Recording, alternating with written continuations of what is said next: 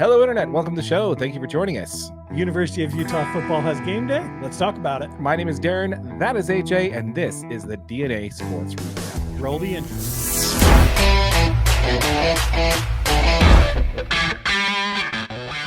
But first, before we get into content, we'd like to say a special thank you to our subscribers by giving away $500. That's right, $500. 5 of our subscribers are each going to get $100. That's going to be from us as a way of saying thank you for tuning in and watching our videos. So once this channel is monetized, we're going to go ahead and give that away. So make sure you're subscribed and stay tuned for more. How's it going, AJ? I'm doing good, man. I'm doing really good. How about you, buddy? I'm doing well, man. Doing well. It is game day for the University of Utah. Dude, I've been waiting all week. I'm super excited. It can't get here. One more sleep, man. University of Utah football is finally back. That's right. That's right. So, yeah, let's go ahead and jump right into it. Obviously, the University of Utah is playing the Florida Gators, which is a rematch from the season opener last year. Yep. If you watched our videos, you saw last week how we broke down the defense and how we felt that the Utes defense is going to favor well against this Gators offensive line and, you know, the incoming quarterback and everything and how well we think they're going to do there. Let's talk about the first piece about that. The news actually just came out from, I believe ESPN is the first one to report it. Yep. ESPN and Bleacher Report pretty much simultaneously. So the report is sources say that Bryson Barnes is going to be playing quarterback for the University of Utah tomorrow. Okay, great. So not confirmed by the team. Just for the record, not confirmed by the team. Obviously, there's some credibility for anybody that's going to call themselves a source. You know what I mean? And for ESPN and Bleacher Report to first report it, like for them both to report it, there's got to be something behind it. But I just don't feel confident that there's still not a chance that Cam Rising plays tomorrow. Let's talk about that. So Bryson Barnes is going to be your starting quarterback for the University of Utah, according to Bleacher Report and ESPN. What percentage would you put on that being the case that he's the starter? I mean, I think it's probably pretty high. You know, Yeah. we've been concerned that Cam's not going to be able to go for a couple of weeks now. I mean, yeah, there's definitely a chance. I'm going to say probably 70, 80%, like if not higher. It definitely changes the game plan. I don't think you're going to see a Bryson Barnes only game in any way, shape, or form. I'm pretty sure they're going to run some packages with Nate Johnson. I personally think that you're going to see Nate Johnson throw the football. I think they're going to bring him in, and he's definitely going to be in some packages where the defense is going to be reading, obviously, Wildcat run only, and you're going to see him rear back and throw the football down the field.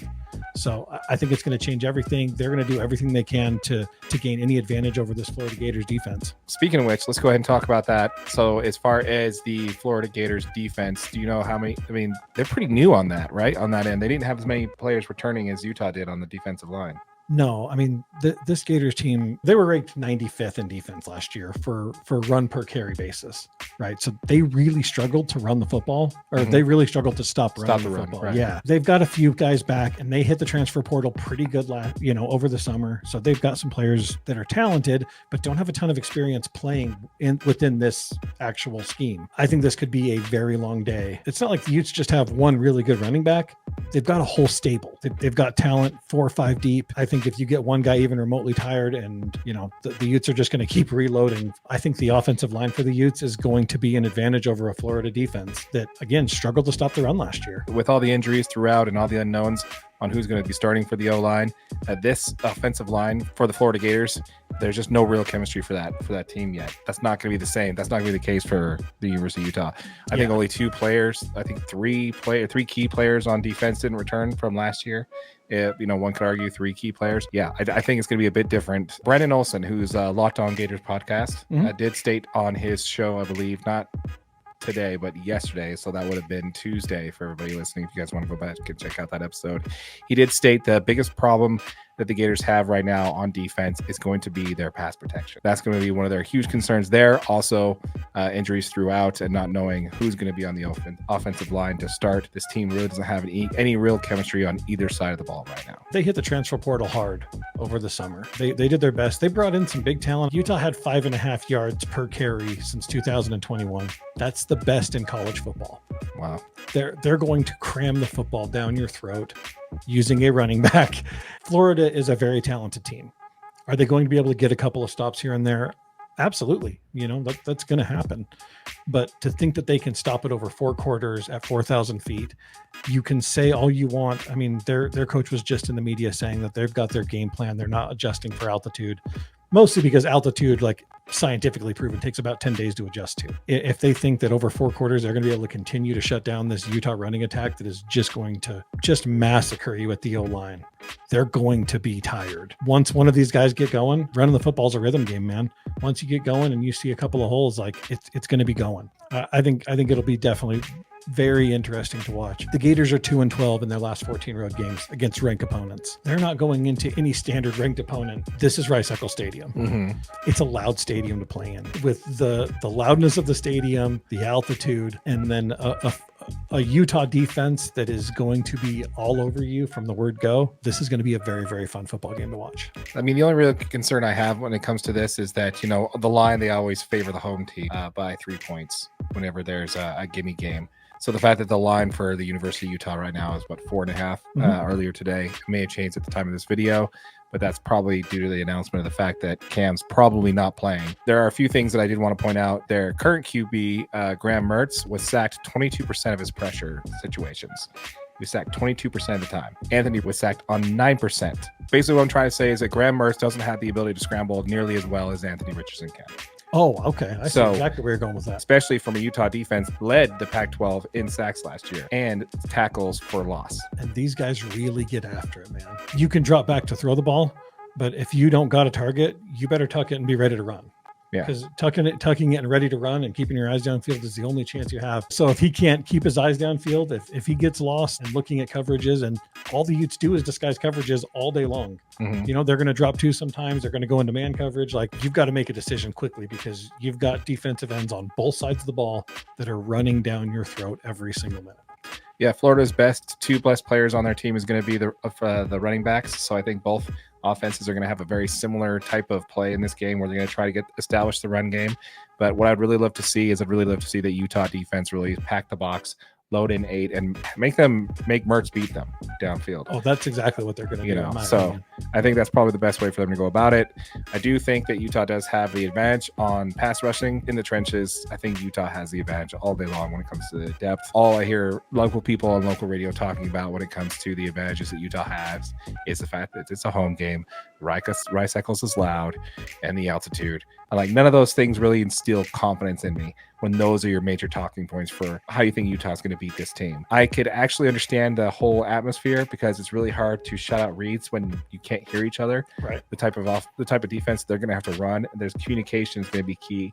So I do see that a little bit. It makes me a little bit more nervous knowing that Cam Rising's not going to be under center tomorrow. So that's my main concern. I have a key stat that I'll get to on that for why I think Utah wins this game, but I definitely think this makes it a much more closer game than I was expecting it to be. I agree.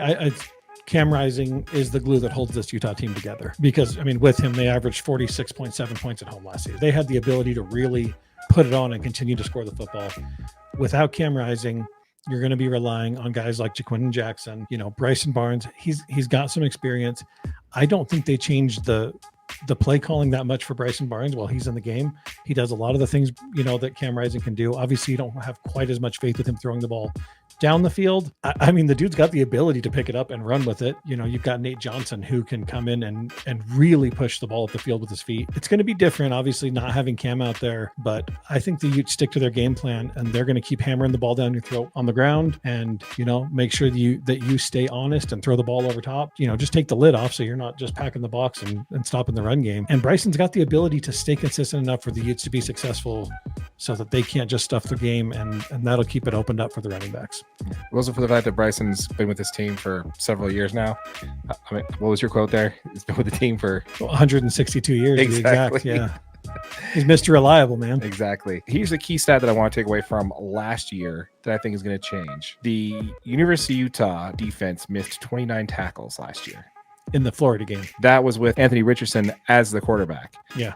That's not going to happen against Cam Ward. They're not going to miss 70 tackles. This team's more experienced. They've got a lot of guys on the field that are ready to go out there.